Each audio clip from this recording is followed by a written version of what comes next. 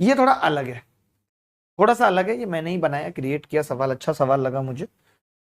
ये थोड़ा अलग है, कौन बताएगा इसे? कुछ ज्यादा चेंजेस नहीं।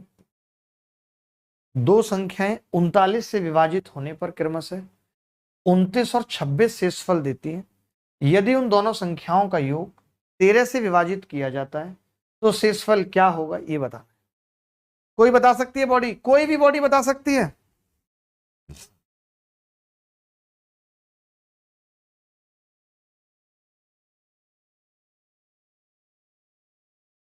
बॉडी? गुरुजी चुटकुले सुनाए, नींद आ रही है। चुटकुले सुना देते हैं। आपको याद है कोई चुटकुला? और लड़के सोचिए यहां डिमांड करते हैं कि चुटकुला, मुझे लगता है एक कॉमेडियन हमें यहां रखना पड़ेगा। We have to arrange one comedian. ऐसे काम चलेगा नहीं। एक लड़का कह रहा सर मेरे पापा से बात कर लीजिए। इससे बड़ी कॉमेडी क्या होगी?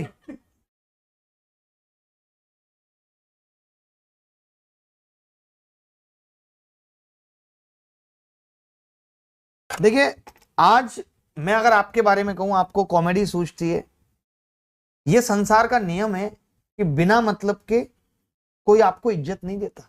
जब तक किसी का मतलब ना हो तो कोई आपको इज्जत नहीं देता। इसलिए मैं हमेशा कहता हूं कि अपने आप को इतना कामयाब बना लो कि बिना मतलब के भी लोग इज्जत दें।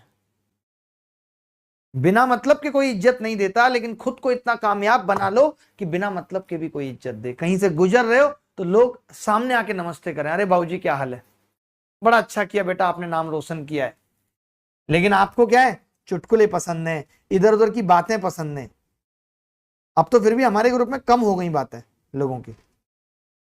यदि एक संख्या n को भाजक d द्वारा विभाजित किया जाता है तो शेषफल 23 छोड़ देता है। छोड़ने की बात मत करना, आगे से ये छोड़ टाइप मत करना।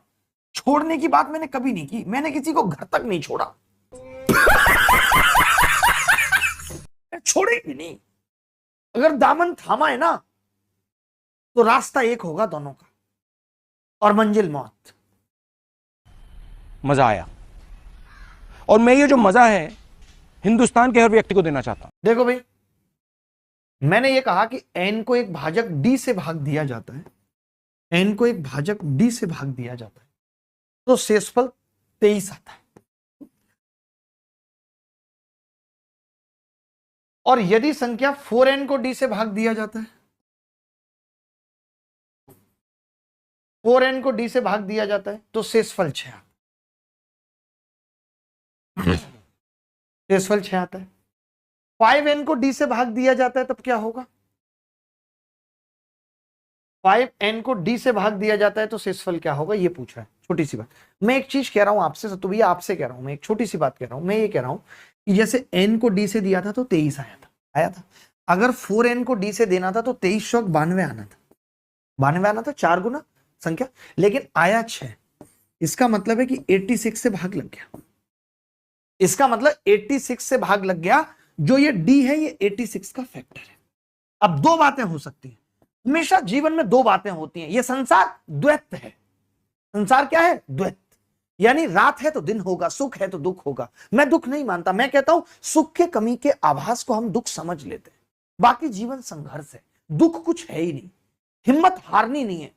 ऐसा कोई पेड़ नहीं जिसपे पतझड़ के बाद पत्ते आए ना हो, ऐसी कोई सड़क नहीं जो चीरती हुई शहरों के बीच से पते पर ना पहुंची हो, ऐसी कोई रात नहीं जो सुबह ना हुई हो। जीवन में हार किससे माननी है? सब कुछ पाया जाता है या खुदा मिल जाता है। कौन कहता है कि उसका पता ही नहीं? ढूंढने की हद तक कोई गया ही नहीं।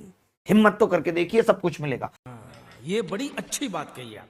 मैंने क्या कहा? 86। यानी या तो अब जो डी है वो 86 ही है, या तो वो डी 86 ही है, या फिर 86 का कोई फैक्टर है 43। ये कह सकते हैं कि नहीं? या तो डी 86 है या 86 का कोई फैक्टर है 43। ये बात क्लियर हो रही है नहीं?